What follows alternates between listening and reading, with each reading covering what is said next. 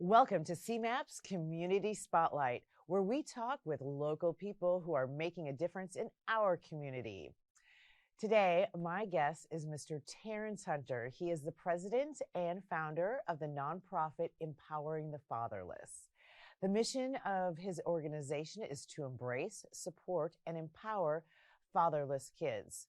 They equip the youth with the life skills, effective communication and speaking skills, as well as an aptitude for financial success. This way, the participants can reap the benefits of living a well-rounded and fulfilling life.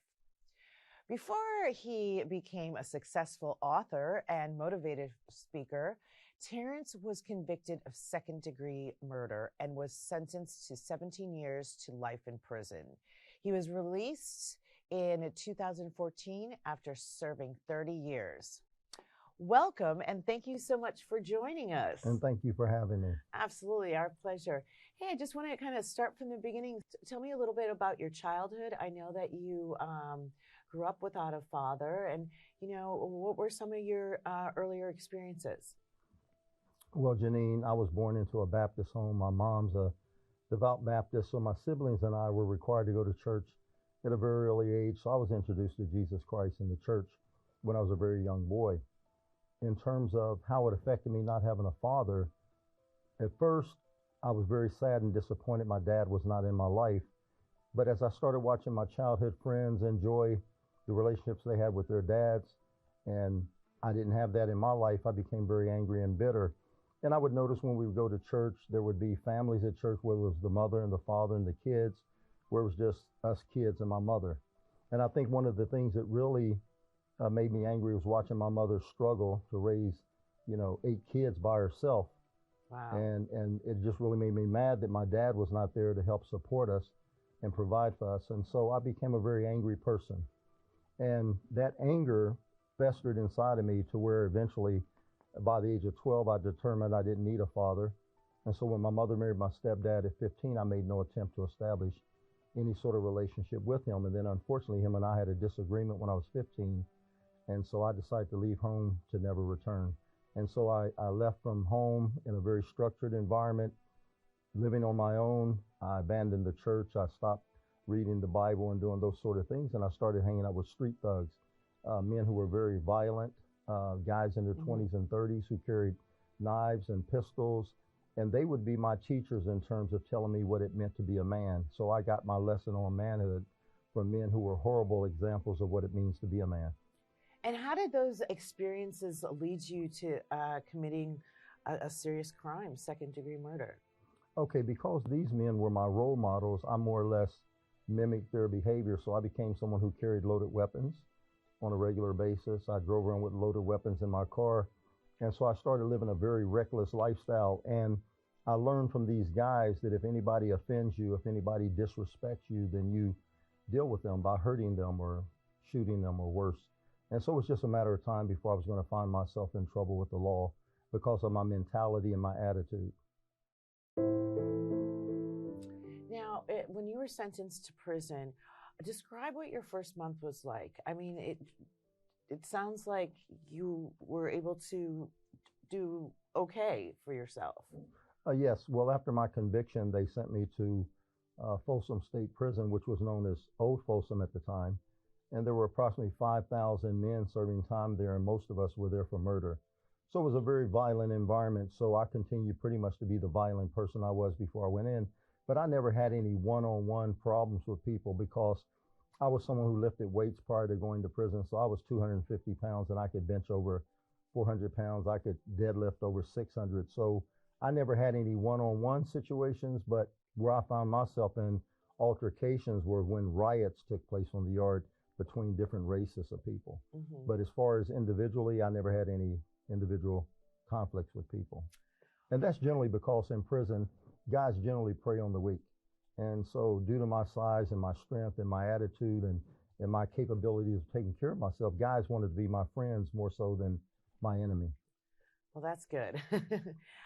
So tell me a little bit more. So you're incarcerated, and instead of focusing on when you're going to get out for parole or when you're going to be released, you focused on what you're going to do when you get released, and using the tools that were, given to you in prison. Explain what kind of certifications and what kind of programs you got involved to bring yourself up.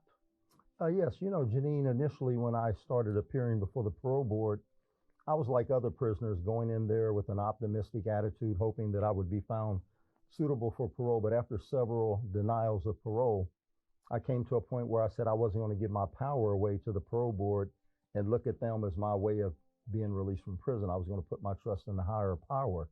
And so instead of going in front of the parole board expecting a release date, I said I was going to start channeling my energy in a direction that would prepare me for my release, whenever that release would be. Because there are a lot of resources available in the Department of Corrections. In addition to self-help groups, they have vocational trades and things of that nature. And I knew that computers were the future, and it would be to my best advantage to learn as much as I could about computers, so that when I did return to society, I would not be computer illiterate. So I decided to take a vocational trade where I became a Microsoft certified specialist in the use of Microsoft software. So I'm a specialist at Word, Access, Excel, and PowerPoint. I can do anything in those applications. And once I obtained certification in that program, I decided to enroll in the computer refurbishing trade, where I learned how to build and refurbish computers. There was a company named Detweiler who sponsored us, and they bought all the components we needed to make computers. And so there are 75 techs in the shop.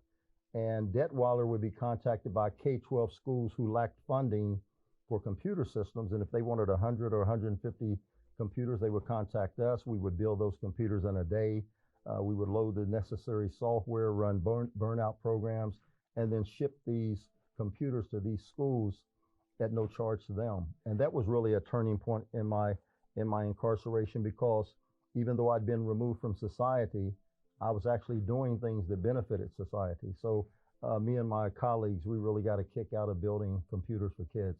And once I received that trade, I decided to start a Toastmasters International Club with 35 other prisoners. And explain what Toastmasters is for people who are not familiar with that program. Toastmasters International is a international organization that teaches its members the art of public speaking.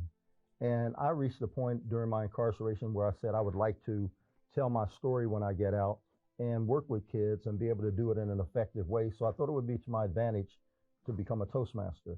And, it's really remarkable, because once I became a Toastmaster and staff became aware of my speaking abilities, I would have wardens and other state officials coming to me telling me they had an upcoming event where maybe an employee was retiring or whatever the case may be, and they would ask me to be the keynote speaker. And how did that make you feel? That must have made you feel proud that, here you have, prison guards and the warden asking you to help teach others. Oh, yes, it was, because when I went into prison, I was definitely someone who suffered from low self-esteem, low sense of self-worth, and I didn't really see myself as having value. But as I started participating in the various vocational trades and programs in prison, staff acknowledged me, because quite often they would come to me for assistance, whether it was for computers or speaking or whatever the case may be. So, when I went in, it's interesting, because prisoners seen staff as the enemy when I went in. Mm-hmm. And I was the same way. I seen them as my captors, and I evolved from someone who saw them initially as an enemy to someone who just saw them as everyday people. And I began working with staff, and that was really preparing me for the future also. That's great. Now, explain how you went from, being kind of a good old boy, and then getting very violent, getting incarcerated, for 30 years. And in that time, becoming nonviolent. Like, if you could walk me briefly through the process, like, how did that happen? Because a lot of people, from my understanding, who've gone to prison, when they do come out, they end up back in. Or what was like your motivation, and how you went from violent to nonviolent? Well, I can explain it like this. I grew up as a young boy where my mother taught me and my brothers not to fight. And I pretty much followed my mother's rules at home. But yet when I left home and was no longer living under her roof, I began to fight and became someone who was rather aggressive. I went to prison not believing that I was a violent person, because I was not someone who picked fights. I was not a bully. And so I thought my behavior was justified because I thought I was just being a man whenever I was violent and assaulted people or whatever. And then after about 10 years of incarceration, I started looking at my behavior in prison and the way I would handle situations. And I reached the conclusion that I definitely could not return to society with this mentality that I had that led to a killing. And so I decided to participate in self-help groups. And I focused my attention on anger management groups because I knew I had an issue with anger. And fortunately for me, I was able to learn through the groups I participated in, through group discussions and contact with psychologists and psychiatrists. I was able to make the connection between my internal anger and how I felt about never knowing my dad, because up until that point, I had no clue as to why I would become so angry over trivial matters. And so once I participate in these groups, and these are groups where we spend a lot of time talking about, our childhood, to where we can see where was it, at what point did you go from being, this nice kid to all of a sudden transforming into this individual who didn't mind hurting people. And it was definitely due to the interaction I had with older men when I left home at the age of 15, who I would categorize as street thugs, guys who carried knives and guns and did criminal acts. These guys became my role model. And so I was actually mimicking them in a lot of my behavior as far as carrying loaded weapons and living a very reckless lifestyle. So I was able to more or less put everything in perspective. And once I did that, once you understand the source and the root cause of your behavior, then it's easy to change. And I think that's what happens with most people that leave prison that you just categorize as individuals who go back to the same lifestyle. It's because they have not explored the root causes of why they behave the way they do. Now, what would you recommend in your experience, like you're taking the anger management classes and taking, the Microsoft certification in Toastmasters? Why would you recommend, or, to someone maybe who's serving a 25 to life year prison, of why would that be so important for them to have those tools and actually utilize them? Janine, I'm a public speaker, and quite often a question I get from my audience is, how did you transform your life and then re-enter society in such a seamless way to where you realize the sort of success you realize? And I tell them that the key to being successful when you leave prison is what you do while you're in prison. And so you can't return to society and then try to correct your behavior and live in a certain way. So it was the things I did in prison that enabled me to have a smooth transition, because I didn't become institutionalized to where I seen my environment as my reality. And so I looked at the programs that were available in prison, and I determined which ones would either address issues that led to my incarceration or programs that would prepare me for my release. So for example, probably 15 years before my release, I wrote the Vital Resource Office in the state of West Virginia, where I'm from, and requested a copy of my birth certificate. And when I received my birth certificate, I sent it to the man who I referred to as my father, who actually I met in prison. I sent him my birth certificate and told him that I wanted him to have this available on the very day that I was released, because I wanted to go directly to the Social Security office and acquire a Social Security card. And then I want to go from there to DMV and take a written test. And that's exactly what I did. So within 2 weeks of my release from prison, I had my driver's license and my Social Security card. That's fantastic. I mean, that's amazing, because you don't hear stories like yours all the time. You with the news and everything, you hear the negative. So it's so great to hear, a positive role model in that. And one other thing that you did at San Quentin, you became a juvenile delinquent counselor. Can you just briefly touch base on that and what that entailed and how you helped young people? Well, before I talk about Squires, I'd like to comment on something you just said. You were talking about how movies and television portray, prisoners and ex-felons. And I think that's one of the problems in our society, because I agree. they try to pigeonhole us to where they make us all seem like we're the same, and we're not the same. True enough, there are people who go to prison, do not take advantage of any of the resources, and therefore they exit prison the same person they were when they entered it. But there's people just like me in prison who are taking advantage of the resources so that they can have a fruitful life upon their release. You mentioned Squires. Squires is an offshoot from the previous program known as Scared Straight. And this was a program where boys who are having contact with law enforcement, breaking the law, were brought inside San Quentin in hopes of turning their lives around. Well, officials and the guys doing time eventually realized you can't scare someone straight, so they established Squires, which is San Quentin Utilization of Inmate Resources, Education, and Experiences. And so what we do as juvenile delinquent counselors is we receive dossiers on the boys who are getting in trouble, to where when they come inside the prison, we know whether they're gang members or whether there's someone who carry firearms or whether there's someone who sells drugs. And so we have a chance to, study their case. And then when they come inside, we deal with them appropriately. And so law enforcement agencies, probation departments, group homes, they use our services by bringing troubled youth inside the prison.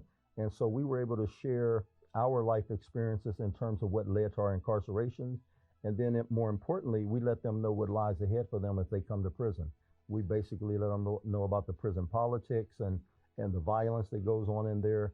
And we just basically try to encourage them to turn their lives around, or they'll end up in a position like us. And all of us were serving life sentences, and we didn't know if we would get out of prison or if we would die in prison. And so we were very successful in this program because the boys would actually listen, because most of them had never met anyone like us, guys in prison serving life sentences for murder.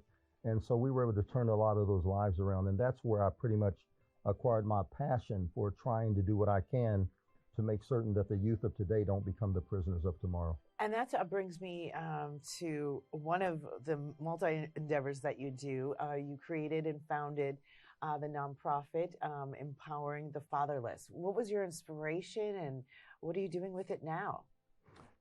Well, Janine, when I was at San Quentin and I started working with the youth who were having contact with law enforcement, I found out it was something in which was very satisfying to do, because I found out that 90% of the boys that I was coming in contact with when I was at San Quentin who were breaking the law came from homes just like mine. 90% of them came from homes without a father. And so I came to understand during my incarceration how important a role the father plays in a kid's life, in terms of kids generally get their identity from their father. And so when I looked at these boys, I said, I need to do something where my life has meaning by doing something that gives meaning to the lives of others. So in 2019, during COVID, I founded my organization, Empowering the Fatherless, Inc. Now, since my release from prison, I've had participation in Alternatives to Violence Project workshops in Salinas, where they're having trouble with gang violence and drugs. I've worked with kids in life skills courses at local junior high schools and youth centers and that sort of thing. So I decided to found my organization because I believe there's certain components that have to be dealt with in order to combat the situation that fatherless kids face growing up. A lot of times kids look at themselves and they define themselves with things that are beyond their control. So I know that during my incarceration, most of the people I ran into suffer from low self-esteem, even though they may not know it. So my program wants to offer a self-esteem course for kids, an effective communication course, a course in financial literacy so they can come to better understand finances. And then, of course, we offer a fatherhood program for men who lack fathering skills. So we're trying to combat the current crisis in America. We have 25 million kids being raised in homes without a father.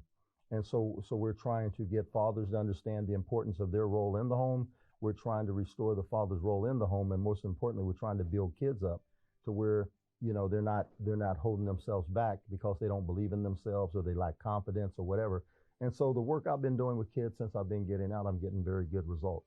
So Empowering the Fatherless, Inc. is not only working in schools and working in youth centers and places like that, but I currently was able to get my program into the Santa Clara County jail system. So I'm currently offering effective communication and self-esteem programs for the offenders serving time in the county jail. How's that going so far? Oh, it's going very well. They respond to me the way they do because they see me as one of them. I don't think you can expect a person who doesn't have background similar to people who are incarcerated.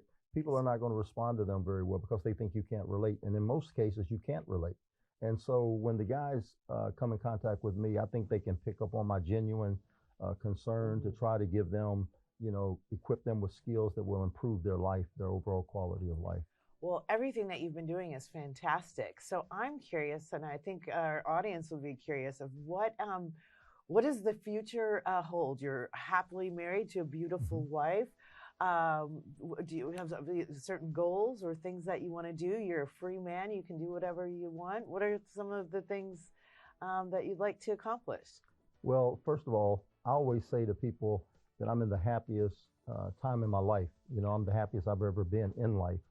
I'm married to a very beautiful woman who's beautiful on the inside and outside, and she's done wonders in terms of making me the person I am today, because when I met her, I was not quite the man I am today. And she's a very loving, caring, giving person, and she's my helpmate, and I don't know what I would do without her.